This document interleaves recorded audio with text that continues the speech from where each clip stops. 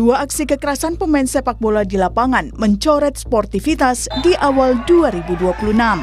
Dalam pertandingan 32 besar Liga 4 Jawa Timur di Stadion Gelora Bangkalan, pemain klub Putrajaya Pasuruan Muhammad Hilmi Gimnastiar menendang pemain Perseta 1970 Firman Nugraha saat duel perebut bola.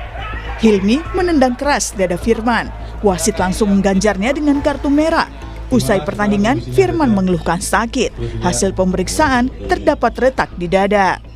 Setelah kejadian tendangan kungfu dari pemain lawan, sampai sekarang dada saya masih sakit, nyeri. Kedua, apakah pemain bersangkutan sudah meminta maaf secara langsung ke Mas? Sudah, tapi agak tidak ada tiketnya. Usai kejadian ini, pemain Putrajaya Pasuruan Muhammad Hilmi Gimnastiar dipecat dari tim. Selain pemecatan dari klub, Hilmi juga mendapat sanksi berat dari Komisi Disiplin PSSI Jawa Timur. Dia dilarang bermain seumur hidup karena dianggap melakukan pelanggaran fatal dan berbahaya. Setelah meminta keterangan dari Matchcom, dari perangkat pertandingan termasuk wasit, memutuskan bahwa yang bersangkutan melanggar, dilarang, mendapat sanksi dilarang beraktivitas di sepak bola seumur hidup dan denda sebesar Rp2.500.000. Insiden tendangan kembali terjadi dalam pertandingan KV Jogja FC melawan UAD FC di gelaran Liga 4 Piala Gubernur Daerah Istimewa Yogyakarta di lapangan Situmulyo, Piungan, Bantul awal pekan ini. Tendangan pemain KV Jogja FC Dwi Pilihanto mengenai kepala pemain UAD FC Amirul Mutakin. Dalam aksi ini, Dwi hanya diganjar kartu kuning oleh wasit. Manajemen UAD FC masih menunggu sikap dari Komisi Disiplin dan Asprof PSSI Daerah Istimewa Yogyakarta terkait keputusan dari aksi tidak sportif ini. Menunggu tindak lanjut dari Asprof PSSI DIY bagaimana untuk menyikapi kejadian tersebut, karena kan kejadian itu kan berada di dalam lapangan ya, sehingga kami pun juga bagaimana menunggu kebijakan berikutnya terkait dengan insiden tersebut. Seperti itu sih sebenarnya. Sportivitas adalah harga mati dalam olahraga. Untuk itu, mental pemain menjadi penting untuk tak terbawa emosi di lapangan. Tim Liputan, Kompas TV. Dua aksi kekerasan pemain sepak bola di lapangan mencoret sportivitas di awal 2026. Pertama dalam laga Putrajaya Pasuruan versus Perseta 1970, kemudian laga KV Jogja FC melawan UAD FC. Nah, pemain menendang lawan saat berebut bola. Insiden ini tentunya memantik pertanyaan, apakah mental atlet masih menjadi pekerjaan rumah hingga kontrol emosi yang minim? Bagaimana pula insiden memalukan ini menjadi pelajaran untuk perbaikan sepak bola di negeri ini? Kita akan bahas bersama dengan sejumlah narasumber. Ada yang bergabung melalui sambungan daring, Ketua Komite Disiplin PSSI Umar Hussein. Selamat pagi Pak Umar. Pagi Mas. Ya, kemudian terima kasih Pak Umar sudah bergabung di Sapa Indonesia Pagi, dan juga di studio juga sudah hadir pengamat sepak bola Kesit Handoyo. Selamat pagi Bung Kesit. Selamat pagi Mas Bay. Baik, saya akan tanyakan ke Pak Umar terlebih dahulu terkait dengan dua kejadian yang beruntun dalam sepekan terakhir ini. Pak Umar, kemudian ada sanksi yang kita lihat ini sama gitu ya untuk pelarangan aktivitas sepak bola seumur hidup untuk Dwi Pilihanto dan juga Hilmi Gimnastiar. Namun ini dendanya berbeda, kalau Hilmi di 2,5 juta, kalau Dwi Pilihanto ini di 1 juta. Apa kemudian pertimbangan dari PSSI memberikan sanksi yang seperti itu, Pak? Jadi sebenarnya aturan yang diambil atau aturan yang digunakan untuk menghukum mereka sama, yaitu kode disiplin ya. Perbedaan hanya pada denda, saya kurang tahu persis karena itu yang memutuskan adalah Pandis Provinsi Jawa Timur dan Pandis DIY. Mungkin ada pertimbangan detail sehingga dendanya berbeda. Di dalam kode disiplin itu memang rumusannya adalah minimum dihukum sekian gitu kan. Jadi sangat mungkin ada perubahan, mungkin ada pertimbangan-pertimbangan dari pelaku yang kemudian ada denda yang dikurangi, taruh dari segi denda. Tapi dari segi keseluruhan saya mengapresiasi putusan dari rekan-rekan Pandis baik yang di Jawa Timur maupun yang di Jogja, karena apa yang mereka lakukan itu sejalan dengan apa yang diinginkan oleh federasi secara umum, yaitu bagaimana kita menjaga marwah sepak bola kita menjadi sepak bola yang bermartabat dan sepak bola yang disegani oleh masyarakat, oleh masyarakat insan sepak bola baik di dalam maupun di luar. Kalau kita tidak bisa memberikan perlindungan terhadap sepak bola maupun atletnya, maka kita nanti akan dipandang sebelah mata oleh publik maupun oleh masyarakat bola internasional. Berarti sepenuhnya, hukuman seumur ya, silakan Pak.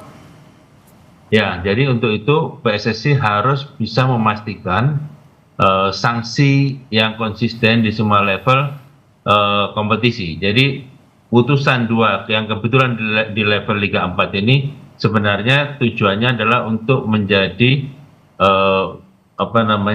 peringatan kepada semua peserta baik di Liga 1, Liga 2 maupun Liga Nusantara tentang pentingnya menjaga keselamatan atlet. Yang sering dilupakan bahwa keselamatan atlet itu sebenarnya bukan amanat kode disiplin aja, itu amanat dari Undang-Undang Keolahragaan Nasional, bahwa keutamaan itu adalah atlet.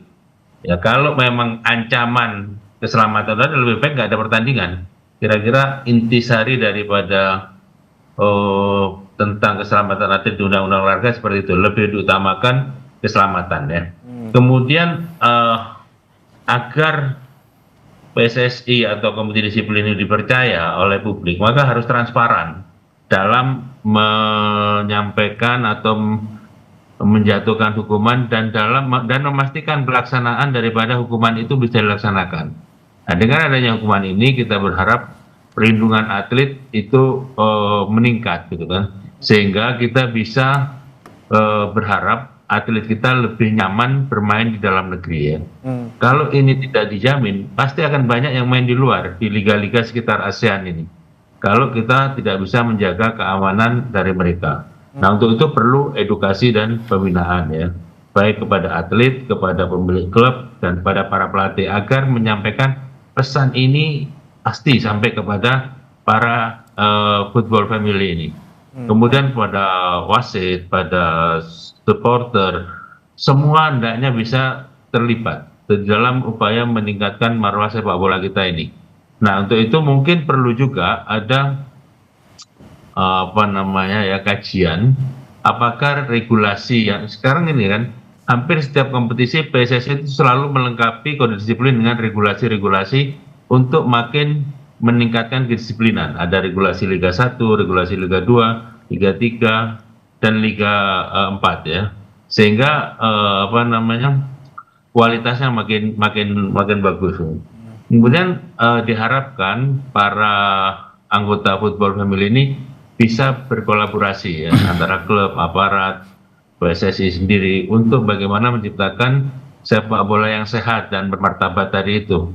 Oleh karena itu masukan-masukan dari masyarakat, saran-saran dari masyarakat ya, itu sangat penting di dalam upaya menciptakan sepak bola yang sehat dan bermartabat tadi itu. Baik. Pak Umar, ini kan untuk kedua pemain, baik Dwi Pilihanto maupun Hilmi Gimnasiar ini sudah disanksi dilarang aktivitas sepak bola seumur hidup. Nah, ini artinya mereka tidak bisa bermain di tingkat apapun, baik di liga maupun di klub manapun, bahkan hingga ke luar negeri ini mereka sama sekali tidak bisa, Pak. Dan juga bagaimana pengawasannya kemudian memastikan sanksi ini tetap berlakukan untuk kedua pemain ini? Sepanjang masih di dalam ranah liga yang dikelola oleh PSSI pasti akan ketahuan. Itu dia dilarang konteks itu dan sampai ke FIFA ya. Itu pasti ketahuan. Dulu kan pernah ada siapa itu pemain dari Liga Inggris itu, dia punya satu kasus gitu ya, meninggalkan klub Maruda United, dia tidak memenuhi kewajibannya, dia tidak bisa main di seluruh klub manapun, tidak bisa. Jadi sekarang itu seperti itu. Nah, bagi dua orang yang sudah dihukum seumur hidup ini, paling dia bisa main di level di bawah liga ya, Tarkam atau sekedar rekreasi, silakan saja gitu. Tapi orang takut, dia kan pernah melakukan pelanggaran keras gitu kan. Nah, itu yang risiko yang harus diterima. Berarti Nah, batasnya mungkin di liga ya Pak saya ya? nggak tahu ya. Mudah-mudahan bisa menjadi pelajaran bagi yang bersangkutan dan bagi insan sepak bola yang lain. Baik. Saya ke Bung Kesit. Bung Kesit, 2 sanksi yang diberikan kepada 2 pemain ini tentunya kita apresiasi juga ya, karena ini mungkin juga bisa membuat mereka jera dan juga membuat pelajaran juga bagi pemain yang lain. Tapi ini kemudian sudah terlanjur, tadi Anda ceritakan bahwa sudah menjadi perhatian internasional. Iya. Dan juga di sana ada unsur pidananya. Nah, Iya. kalau menurut Bung Kesit, kalau melihat sanksi yang diberikan kepada 2 pemain ini, apakah sudah tepat dan juga cukup? Ya, sanksi yang dijatuhkan oleh panitia disiplin daerah ya untuk 2 pemain ya dalam 2 hari berturut-turut ini memang kejadian yang menurut saya sangat luar biasa di dunia sepak bola Indonesia, dan hukuman dilarang aktif dalam persepak bola nasional seumur hidup. Saya pikir itu udah sanksi yang sangat pantas dijatuhkan dan mewakili seluruh masyarakat sepak bola Indonesia ya.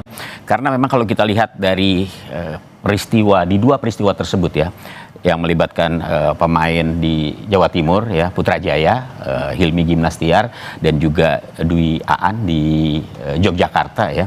Ini adalah menurut saya ini kan dalam rules of the game sebenarnya jelas kok itu ya, using excessive force, menggunakan kekuatan yang berlebihan yang sangat membahayakan lawan, dan itu jelas-jelas ya terekam. Dan kalau kemudian disanksi untuk tidak boleh bermain bola seumur hidup, saya kira memang sudah tepat dilakukan, diputuskan oleh panitia disiplin, tinggal Komisi Disiplin PSSI aja menguatkan itu, sehingga bisa menjadi efek jerak bagi pemain-pemain lain di seluruh level ya, baik di amatir maupun di profesional.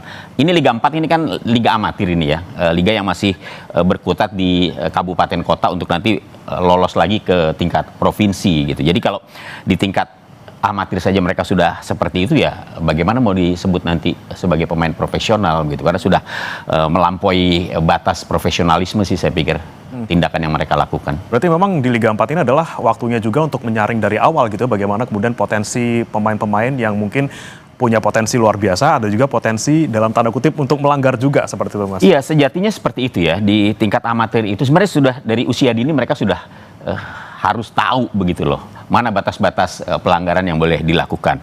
Kalau unsurnya kesengajaan, saya pikir tidak ada kompromi itu, dan red card ya, kartu kuning itu pantas diberikan. Cuma dalam kejadian kedua yang di Yogyakarta itu kan dia yellow card gitu ya. Wasit tidak memberikan sampai kartu merah seperti yang terjadi di Jawa Timur gitu. Ini juga menjadi tanda tanya gitu. Artinya bukan saja pemain yang harus tahu tentang rules of the game, tapi juga perangkat pertandingan pun juga harus tahu gitu, sehingga wasit memegang peranan penting juga dalam situasi-situasi yang sangat berbahaya seperti itu, Mas. Nah, kemudian ini yang saya tanyakan ke Pak Umar terkait juga di kejadian di Jogja, di mana Dwi Aan ini tidak diberikan kartu merah tapi hanya kartu kuning. Seperti apa nih Pak Umar kalau untuk wasitnya sendiri, pengawasannya nanti? Itu kemarin beberapa kali saya sampaikan, beberapa faktor yang menyebabkan terjadinya kebrutalan di lapangan itu adalah faktor wasit. Jadi banyak sekali peristiwa-peristiwa pelanggaran yang masuk ke kami itu faktornya wasit. Kenapa? Orang nggak puas, terus kemudian pelampiasannya kepada lawan gitu kan. Main kasar, misalnya yang sering itu masalah offside, masalah penalti, masalah yang macam-macam pelanggaran yang mengecewakan. Atau yang paling ekstrem tentang gol dan tidak gol. Itu yang walaupun ada VAR, putusannya kan tetap di wasit gitu ya. Artinya di sini bukan kewenangan Komdis sebenarnya, ini kewenangan komite wasit. Komite wasit mesti tegas, bila sudah menemukan wasit yang tidak profesional, mesti diberi peringatan, sanksi untuk tidak memimpin pertandingan berapa kali gitu. Baru dia akan jera gitu kan. Nah kalau disanksi tapi masih diberi kesempatan, ya dia nggak akan jera-jera gitu. Nah seandainya kan nanti misalkan ada perubahan, kewenangan itu dipindah kepada Komdis, mungkin akan lain. Nah sekarang kan wasit itu kewenangan untuk mensanksi wasit itu ada di komite wasit, dan ini yang mesti didorong untuk terus melakukan pembinaan seperti itu. Sebenarnya langkah-langkah federasi sudah benar ya, ada beberapa wasit asing yang dimasukkan, dan itu memberikan pengaruh yang luar biasa. Tapi belum sampai ke level yang bawah seperti ini gitu ya. Nah bagaimana caranya agar wasit ini bisa lebih bekerja lebih baik. Tidak hanya wasit ya, tapi juga klub, masyarakat, dan lain sebagainya. Karena dalam penegakan sebuah aturan itu yang menjadi faktor kan ada beberapa. Satu, aturan itu sendiri memang harus baik, dan saya yakin apa yang ada di kode disiplin cukup baik karena itu berlaku di seluruh dunia. Kedua adalah aparatnya ini termasuk ada wasit, ada komite disiplin, ada federasi, dan lain sebagainya. Kemudian sarana dan prasarananya ya harus baik, stadionnya baik, kemudian perangkat-perangkat fisiknya juga baik. Yang keempat adalah masyarakat yang harus dilibatkan untuk penegakan disiplin ini. Apa yang menurut baik untuk masyarakat, aturan-aturan yang positif itu mesti diserap. Yang kelima, budaya. Kalau budayanya baik, maka orang untuk melakukan sebuah yang buruk itu malu gitu. Kita bisa bandingkan hal-hal ini dengan tempat lain gitu ya. 5 hal tadi itu bisa menjadi parameter gitu. Kita sudah pasti baik itu aturannya gitu ya. Yang lain-lainnya mungkin perlu ada peningkatan. Nah, untuk aturan ini tadi saya sampaikan sudah dilapis oleh regulasi-regulasi yang dibuat oleh federasi. Oke. Demikian. Oke, Pak Umar, kita bicara lagi soal sanksi yang diberikan kepada 2 pemain ini, tentunya tidak menutup kemungkinan ada upaya banding yang dilakukan oleh 2 pemain ini. Apakah sudah ada informasi, Pak, untuk upaya banding dari kedua pemain dan juga nanti bagaimana untuk menghadapinya? Kayaknya sampai sekarang saya belum dengar ada upaya banding, dan mungkin agak susah juga dalam banding ini karena ada prasyarat untuk banding itu, misalkan dendanya harus sekian puluh juta rupiah gitu kan. Nah itu yang mungkin, tetapi mungkin juga kalau mau dilakukan terobosan, misalkan karena ini menyangkut nasib dia di dalam kehidupan yang cukup panjang gitu ya, mungkin bisa dipertimbangkan oleh komite banding untuk menerima dulu putusannya. Saya nggak tahu gitu. Tapi ada juga nanti kemungkinan Pak Umar, ada juga upaya pidana mungkin yang diajukan oleh korbannya, seperti itu?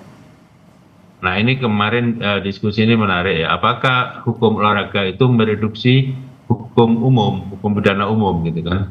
Nah seharusnya memang ada batasan-batasan yang jelas ya.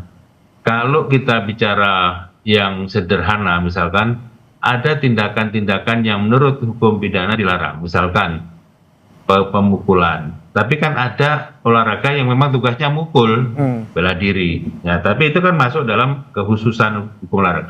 Tetapi di dalam hukum pidana itu tidak ada batasan tempat orang untuk tidak dikenai hukum, misalkan, ya kan? Ada tindak pidana dilakukan di stadion, sepanjang bisa dibuktikan itu memang tidak pidana yang disengaja, ya bisa gitu.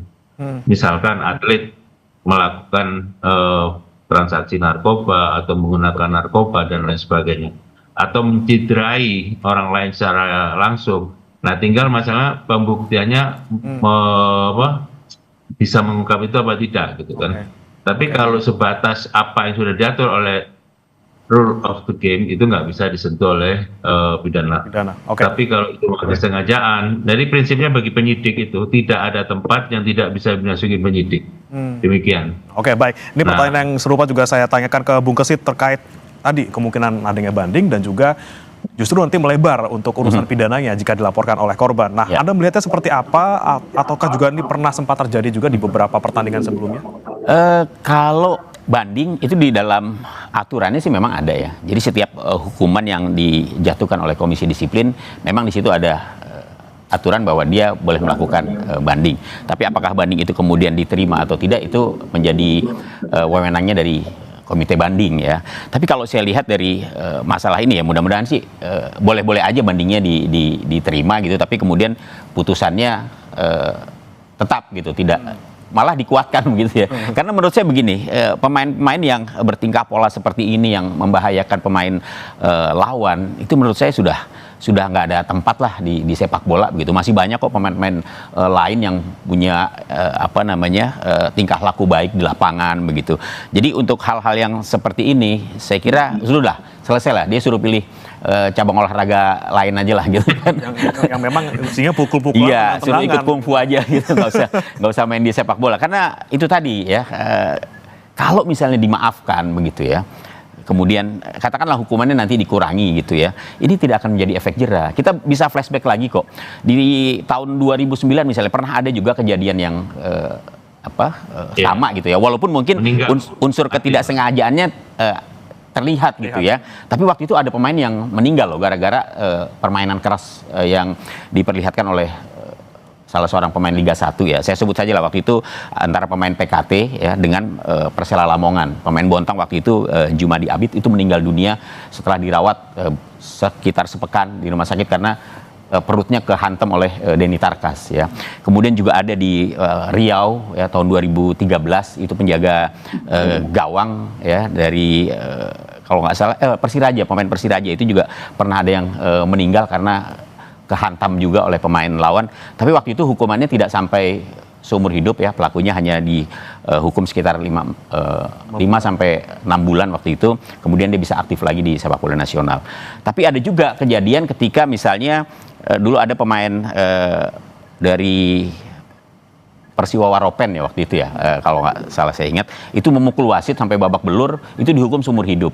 Ya, tapi kemudian dia melakukan banding, kemudian diterima bandingnya, hanya dihukum menjadi 1 tahun begitu ya. Ini menurut saya tidak menimbulkan efek jera. Tapi ketika pemain seperti yang terjadi di Jawa Timur dan di Jogja dihukum seumur hidup, saya pikir ini sudah pas gitu ya. Jangan sampai kemudian bandingnya diterima lah. Ini nggak bagus gitu buat iklim sepak bola Indonesia, karena bagaimana kemudian nanti pemain muda yang melihat kejadian-kejadian seperti ini, kemudian pemainnya setelah itu dibebaskan begitu ya, dihukumnya hanya sebentar gitu. Nanti jadi apa ya? Bisa jadi ikut-ikut gitu, nggak apa-apa. Nanti juga dihukum paling sebentar, habis itu main lagi gitu ya. Saya pikir ini nggak bagus. Kalau kemudian ke ranah pidana, saya pikir itu haknya dari si korban. Kalau pemain itu, si korban itu ingin melanjutkan ke ranah pidana, saya pikir dia juga punya hak untuk bisa melakukan itu. Karena lagi-lagi di luar permainan ataupun di dalam permainan, hukum pidana tadi tidak melihat di mana tempatnya. Gitu. Karena gini, kasus ini ya tadi saya sempat melihat pagi tadi, ini juga sudah di-up oleh media olahraga terbesar di dunia loh, di Eropa, La Gazzetta dello Sport di Italia, itu juga sudah meng-up video yang terjadi di Jawa Timur yang dilakukan oleh Hilmi Gimnastiar. Artinya kejadian ini betul-betul mendapatkan perhatian dunia internasional, khususnya di masyarakat sepak bola internasional. Oke, ini dia nih Pak Umar yang menjadi keprihatinan kita juga sudah sampai ke internasional. Nah, bagaimana kemudian pertanyaannya mulai dari Liga 4 ini, liga yang mungkin kita lihat tidak terlalu tinggi, masih liga di awal-awal seperti itu. Bagaimana sebenarnya edukasi yang dilakukan ataupun yang diberikan kepada para pemain ini, kemudian juga bagaimana pengaturan emosi mereka di lapangan seperti itu, Pak? Baik, kita ini ada beberapa orang yang ingin memang dari dulu federasi itu melakukan beberapa tindakan proaktif ya, yang memang itu bukan kewajiban, tetapi menurut saya secara moral memang harus dilakukan. Misalkan dengan kejadian ini mau tidak mau sudah harus dilakukan penyuluhan atau upgrading kepada insan sepak bola atau football family, baik terutama pemilik klub dan pelatih, wasit ya kan, untuk kemudian mereka nanti menyampaikan kepada jajarannya pemain dan lain sebagainya, di mana dalam workshop itu dijelaskan tentang aturan main, tentang hal-hal yang dilarang, tentang banyak hal untuk meningkatkan kualitas sepak bola itu sendiri ya. Satu, workshop tentang fair play, kemudian pelatihan wasit official ya, kemudian edukasi tentang hukum olahraga kan, kemudian kampanye publik, kemudian juga pembinaan usia dini. Nah, untuk itu memang bukan tugas Komdis, tapi kira-kira orang-orang kayak Bung Kesit ini bisa menyampaikan kepada federasi. Misalkan kita merekomendasikan ya, dibuat modul tentang sportivitas dan etika olahraga seperti buku saku, yang itu bisa dibawa oleh banyak pemain sehingga dia bisa sering membuka buku-buku itu ya. Kemudian ada simulasi-simulasi, kemudian melibatkan juga mantan-mantan legenda sepak bola kita untuk memberikan penyuluhan, kemudian mengundang orang-orang yang punya pengalaman, pengetahuan, kalau perlu perangkat pertandingan yang berlisensi FIFA untuk menyampaikan atau membagi pengetahuannya kan, termasuk kalau perlu kita jarang ini begini, seperti terkoneksi ya. Apa-apa yang ada di luar dan di kita ini semua terkoneksi. Termasuk perilaku supporter pun itu kita itu banyak meniru dari luar gitu kan. Bahkan seperti ada komunitasnya gitu. Jadi mau tidak mau kita ini harus memantau, melihat apa yang menjadi tren global dalam sepak bola ini untuk kita ambil yang baik dan kita bisa memberikannya kepada masyarakat, terutama atlet ya, hal-hal yang positif. Apa tren positif di luar masalah teknis tentunya. Hal-hal yang negatif itu yang mesti diedukasikan ke masyarakat gitu ya. Misalkan ya, kita tidak pernah terpikir sebelumnya, sebelum saya tahu ya, beberapa supporter kita itu terafiliasi atau meniru supporter yang di Polandia. Kita tidak pernah lihat itu. Apa Liga Polandia itu ada penggemarnya di Indonesia gitu. Ternyata ada gitu kan. Kelompok-kelompok ya walaupun tidak banyak. Di sini kita bisa melihat bahwa kita jangan mencepelehkan walaupun Liga 4 tadi disebut oleh Bang Gusit. Orang yang di luar nonton walaupun tidak lewat televisi ya. Media internet itu luar biasa gitu. Jadi dari situ menurut saya kita harus sadar bahwa apapun yang kita lakukan sekarang ini dalam sorotan dunia. Oleh karena itu bertingkah lakulah yang positif, yang tidak membuat malu masyarakat Indonesia, khususnya masyarakat sepak bola. Begitu, Mas. Baik, nah ini yang sama juga akan saya tanyakan ke Bung Kesit. Ini misinya di mana sih, Bung, sebenarnya? Apakah memang pembinaan mental kita yang kurang, atau memang secara rekrutmen dari awal juga kita tidak melihat adanya misalnya di salah satu atau salah dua pemain, atau mungkin tekanan kompetisi yang sangat besar gitu, yang kemudian membuat hal ini terjadi? Ya, seperti yang disampaikan oleh Pak Umar tadi ya, sebenarnya terkait dengan rules of the game, bagaimana kemudian sepak bola itu diajarkan sejak dini. Ini sebenarnya menjadi tugas klub ya, tugas klub untuk bagaimana kemudian menciptakan, melahirkan pemain yang memang punya attitude yang bagus ya, punya tingkah pola yang sportif, fair play, sportivitas itu nafas utama begitu ya dalam olahraga. Jadi saya kira sejak kecil harus sudah ditanamkan seperti itu. Ketika ada hal-hal negatif yang diperlihatkan oleh pemain didikannya, itu harus segera diedukasi ya, bahwa ini tidak boleh ya, segala sesuatu yang terkait dengan pelanggaran dalam sepak bola itu kan harus terus ditanamkan, harus terus diajarkan. Tapi kalau dalam usia di mana dia sudah begitu dewasa ya, katakanlah usianya sudah U17 ya, itu seharusnya sudah paham betul begitu, mana yang tidak boleh, mana yang boleh begitu. Nah, dalam situasi seperti yang kita lihat dalam 2 hari terakhir di Liga 4 ya, itu kan menurut saya sudah dewasa semua gitu. Jadi kalau mereka saja melakukan seperti itu, berarti sejak kecil saya ragu gitu, apakah dia betul-betul paham arti sebuah fair play, arti sebuah sportivitas dalam pertandingan sepak bola. Jadi peraturan-peraturan itu juga harus diinformasikan kepada para pemain ya. Tugas pelatih ya, tugas klub, tugas pembina di seluruh akar rumput untuk menanamkan bagaimana kemudian sportivitas itu bisa diterapkan dalam sepak bola. Lagi-lagi dari mulai dini gitu ya, dari paling awal. Betul, bahwa ada tekanan dalam sebuah pertandingan, dalam kompetisi itu iya pasti gitu ya. Namanya juga kompetisi, persaingan pasti ada. Tapi ketika ada pelanggaran yang dilakukan melampaui batas kewajaran, saya pikir itu udah nggak betul begitu ya. Ini perlu ditanya juga nih mentalitasnya seperti apa gitu ya. Perlu diperiksa juga gitu loh. Jadi jangan sampai kejadian-kejadian seperti ini terulang lagi di masa-masa yang akan datang. Ya, kita harapkan ini semoga tidak menjadi hal yang berulang ya. Semoga Liga 4 yang di Jogja dan juga Jawa Timur ini menjadi yang terakhir. Tapi kemudian saya mau tanya ke Pak Umar, kemudian langkah dari PSSI untuk kemudian mencegah agar permasalahan seperti ini tidak terulang kembali. Lagi-lagi kita lagi pengen untuk meningkatkan kualitas sepak bola kita. Nah, bagaimana kemudian masih ada hal-hal seperti ini yang terjadi, jangan sampai terulang lagi, Pak Umar? Jadi sebenarnya kalau kita bicara standar yang dipunyai oleh PSSI terhadap klub itu sangat ketat ya. Dari harus memiliki stadion, harus memiliki tenaga medis, harus memiliki psikolog dan lain sebagainya. Masalahnya itu dijalankan apa enggak? Yang bisa diukur itu pada saat pertandingannya. Kadang-kadang misal gini, harus ada tenaga medis, kadang-kadang nggak ada gitu. Maka itu pasti kena sanksi itu, pasti. Nah, saya cuma bisa kasihan aja. Masa hal-hal begini nggak ngerti gitu loh. Nah, itu sebenarnya kalau dari perangkat lunaknya sudah ada, tinggal bagaimana PSSI memastikan semua itu berjalan dengan tepat gitu. Mungkin juga ditekankan, sekarang kan eranya sport science ya, termasuk pelibatan ilmu psikologi. Kita menganggap itu masih barang mewah gitu, padahal itu hal yang biasa gitu. Kemarin saya juga sampaikan pernah kejadian ya, di klub Liga 1 ada pemain, dia sebenarnya selama ini sebagai starting 11, kemudian pada saat dia datang ke pertandingan hari itu dia mengajak keluarganya, anak dan istrinya.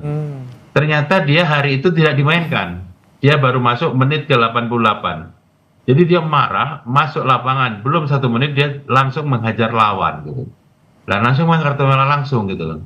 Walaupun tidak sampai dihukum seumur hidup, tuh ada tambahan larangan bermain sekian kali gitu, kasihan gitu. Setelah kita periksa, dia tanya, karena itu saya malu sama keluarga gitu. Nah, hal-hal begini kan mesti dalam pantauan klub, PSSI tidak akan tahu gitu kalau nggak ada kejadian gitu.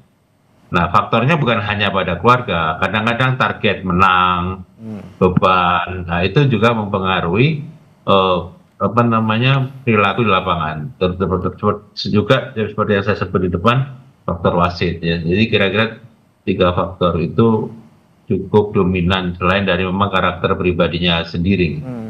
Oke, baik. Nah, Terakhir. Secara umum bagaimana PSSI memastikan itu ada di lapangan gitu aja, hadir gitu. Oke, baik. Terakhir, saya ke Bung Kesit juga. Bagaimana nih PR dari PSSI? Jangan sampai kurang. Mungkin dari pembinaan di awal juga pastinya kita pastikan dilakukan. Apalagi, Bung Kesit? Ya, saya kira sosialisasi, literasi harus terus dilakukan oleh PSSI ya sebagai federasi yang bertanggung jawab untuk pembinaan sepak bola di Indonesia. Memberikan pemahaman kepada level klub ya, kemudian bagaimana melakukan pembinaan secara baik, dan juga yang paling penting ya menurut saya Mas, ini lagi-lagi nih soal kompetisi ini harus dipisahkan ini antara liga amatir dengan profesional gitu, karena saya melihat dalam pembagian antara amatir dengan profesional Indonesia ini masih rancu gitu loh. Dari klub amatir tiba-tiba dia bisa ke profesional gitu. Kalau kita mau melihat di luar negeri lah, di Eropa gitu, saya ambil contoh di Prancis lah, itu terpisah itu antara amatir gitu loh. Kalau dia nggak memenuhi syarat untuk bisa main di klub profesional, ya dia selamanya di amatir aja gitu, karena persyaratan untuk bisa tampil di profesional ini kan ketat gitu ya. Klub itu harus punya stadion, harus punya akademi, pokoknya lengkap lah gitu kan. Nah, kita nih masih belum jelas nih dari amatir nih, dari sekarang ini Liga 4, dia nanti katakanlah dia lolos ke Liga Nusantara, masuk ke Liga 3, Liga 2, tiba-tiba dia bisa masuk loh ke Liga 1 begitu kan. Ya, jadi harus ada batasan ya, sehingga pembinaan itu juga harus betul-betul bisa dilihat bahwa di Indonesia ini jelas kok kompetisinya amatir, ya sudah amatir gitu, profesional ya profesional. Nah, kalau profesional ini kan butuh sesuatunya ya namanya profesional gitu. Pemain juga harus mengerti bagaimana memahami peraturan, bagaimana respect kepada pemain lawan, itu kan sangat penting begitu loh. Jadi saya pikir buat PSSI ya PR-nya adalah bagaimana kemudian terus melakukan pembinaan, terus mengedukasi ya, bagaimana kemudian fair play itu ditegakkan, dan tanggung jawab juga ada di klub. Saya pikir klub juga tidak boleh lepas tangan sebagai motor utama dalam pembinaan ya kepada pemain-pemain muda di tingkat grassroots, harus terus memberikan pemahaman tentang arti fair play, respect kepada pemain dan sportivitas. Ya, lagi-lagi kita harapkan jangan karena nila setitik rusak susu sebelahnya. Kita harapkan ini yang menjadi yang terakhir, dan juga semoga kedepannya tidak ada lagi kejadian seperti ini, dan sepak bola kita juga bisa naik kelas dengan segudang prestasi. Terima kasih Pak Umar Hussein, Ketua Komisi Disiplin PSSI, dan juga Bung Kesit Handoyo, pengamat sepak bola, sudah bergabung bersama kami di Sapa Indonesia Pagi. Selamat pagi, Bapak-Bapak. Pagi, terima kasih Bung Kesit. Ya, sama-sama Pak Umar. Selamat pagi.